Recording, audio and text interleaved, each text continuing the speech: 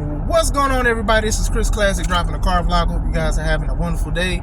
Nobody tells you, remember that God loves you, Christ loves you, and I love you as well. God is love, man. And sometimes with love comes discipline, it comes lessons. And sometimes we also have to reflect on ourselves on how we can handle situations. You know, to read the word, we do know that adversity comes to us in all shapes, forms, and sizes, and even ourselves can be our biggest adversary. So get rid of that doubt, get rid of that fear, get rid of that worry, and fret not. Make sure you subscribe to this channel, the Take It Home Podcast, where we talk about professional wrestling topics. Also, subscribe to my second YouTube channel, C3 Ultimate Wrestling. That is me and my wife's professional wrestling company, where we have our matches from our previous shows, and we're gearing up for our next show, April 20th, 2024, at Steele the Show, Crown Point, Indiana. Show named after our C3 Ultimate Wrestling champion, D'Angelo Steele. We drop the matches and everything, so pay attention to that stuff on YouTube, and check out the website for tickets, c3ultimatewrestling.com. Alright, wrestling news time. I wanted to talk about two topics, but if I could squeeze in one more, I will. First things first, we're going to talk about something I talked about earlier briefly, and that is Raw being streamed on Netflix beginning of 2025 for 10 years.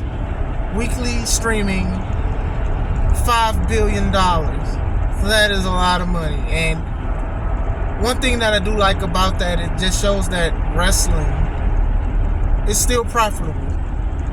I know a lot of people have said that a lot of stuff have went down ever since WWE purchased WCW in 2001.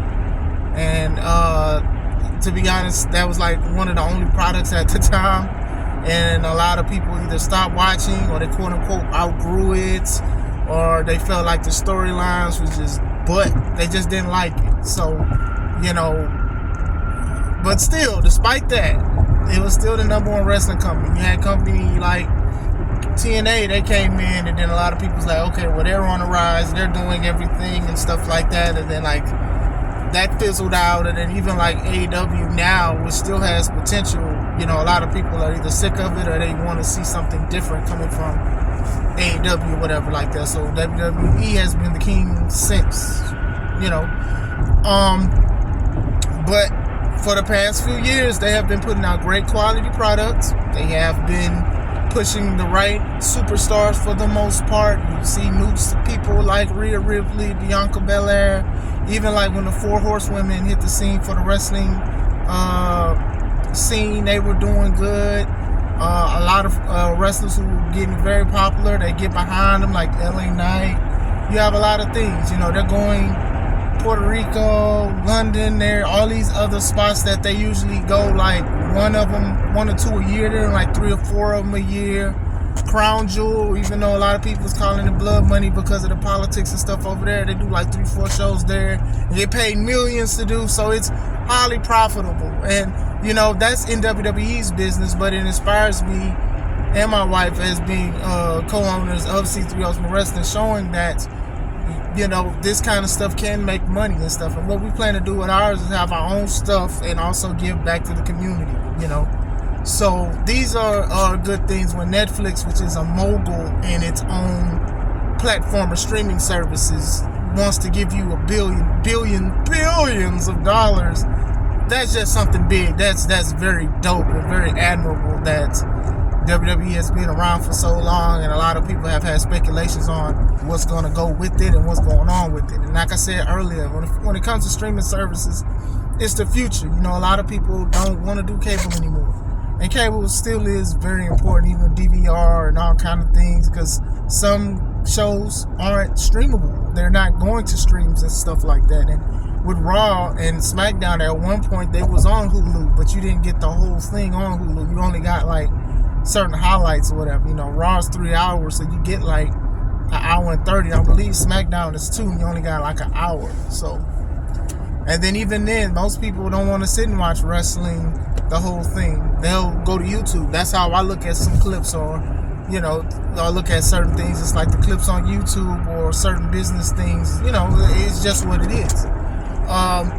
Netflix is the mogul thing. We've talked about how a lot of streaming services are losing money, but you have to lose money to get money. And I do believe that Netflix is one of those ones that went through the fire to be one of the most successful streaming services, because they've had DC. They got DC movies. They got Marvel movies and stuff like that. And these are companies that work with other streaming services. You know, Marvel with Disney Plus because Disney owns Marvel. DC with Max and formerly HBO Max and things like that. They have shows. They have things that go to Netflix because Netflix has the bigger platform. You get what I'm saying? So, and then even Cat Williams spoke about like how Netflix does things, and you know they don't really just call people.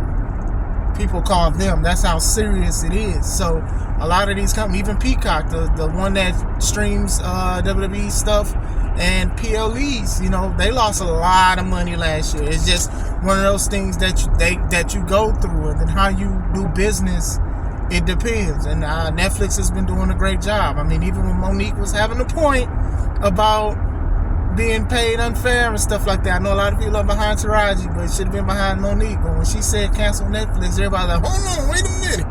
I want to see Luke Cage and Daredevil. Real talk. So this is very good. Like I said, WWE for the past few years, they've just been going up. Even with the TKO deal and the you know, TKO purchasing them and everything, like they've been going up, and they've been showing that WWE and wrestling alone is still a good profit. Now we're going to go with Dwayne "The Rock" Johnson. As many of us know, he is part of the board of directors for TKO. TKO is the company that owns a lot of billion-dollar companies. Last year it's WWE. They've had UFC for a while.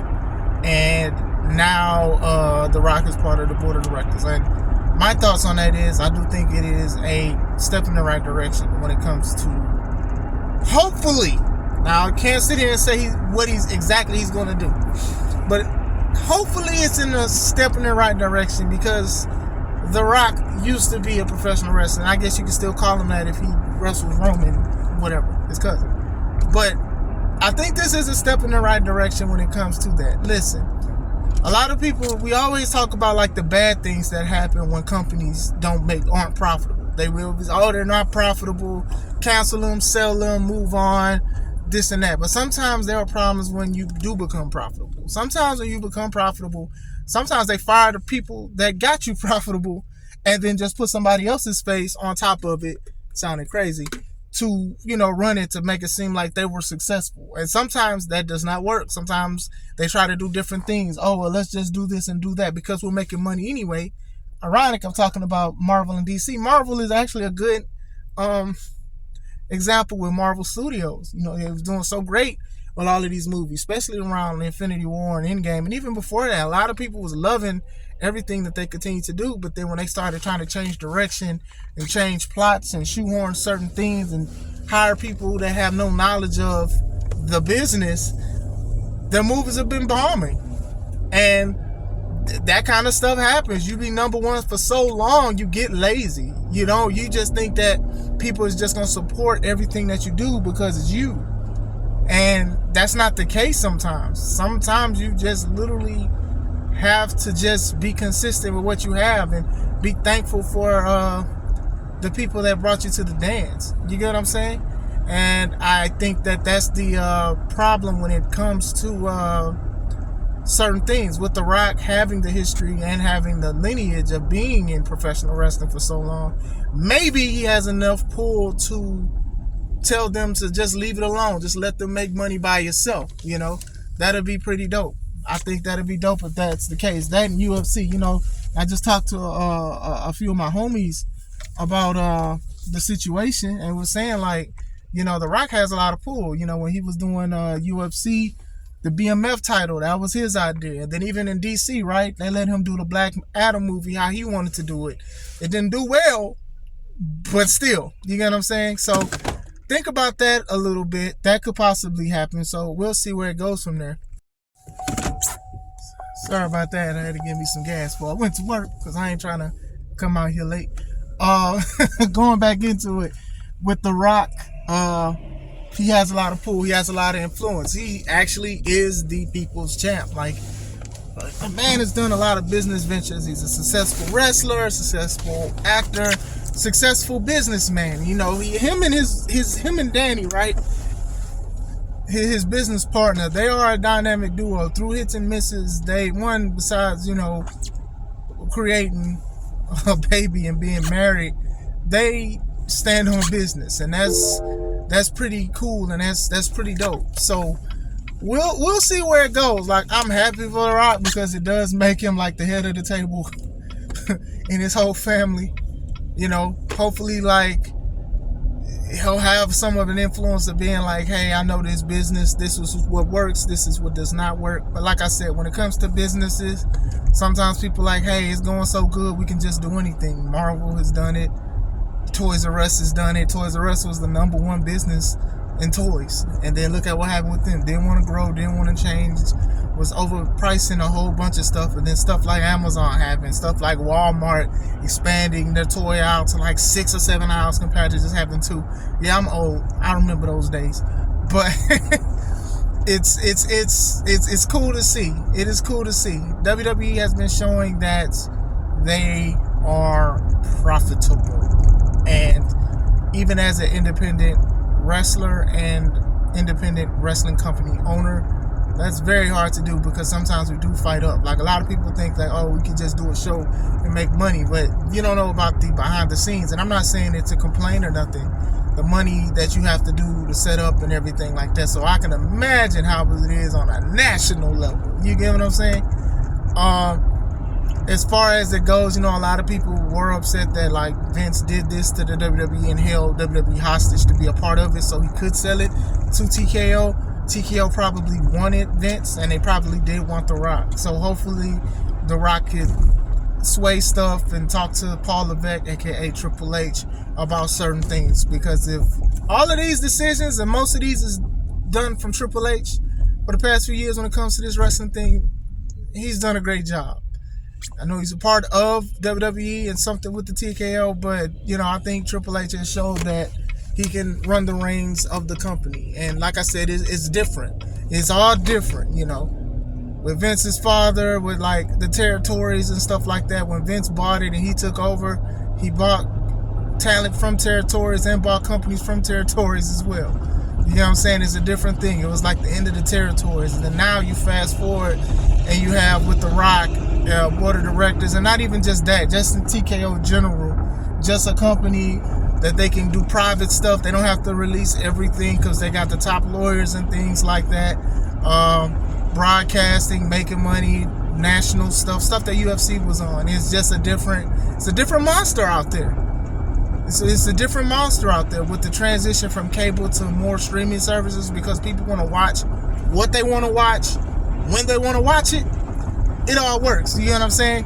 DVR sometimes freeze. DVR sometimes don't cover everything. Sometimes people don't want to go through commercials, even though I know ads are going to be a part of it.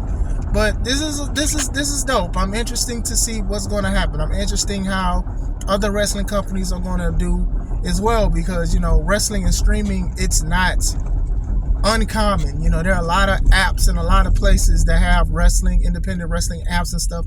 Pluto TV, the app, has a channel that's dedicated to independent wrestling. But when you have the #1 wrestling company do something like this just for Raw, and I know that SmackDown, I believe, is going to a cable network, and NXT is going to CW, it's a step in the right direction. And if the numbers are so great, they'll be great in Netflix, which I truly think it will be because it's Netflix. I think it won't be long until SmackDown and NXT go to a streaming service. But what do you guys think? How do you think about this news? This is some big news. This is only Tuesday. It's not even the whole week. It's not even half the week. It ain't even at Hump Day yet. And we already at the Hump Day in wrestling. Possibly. Who knows? Something crazy might happen. You know, they talking about Okada signing to WWE, and he was like one of the best wrestlers in Japan, and a lot of people try to have dream matches with him. But let me know. What do you guys think? Hope you guys have a wonderful day. This is Chris Classic. Let's take it home.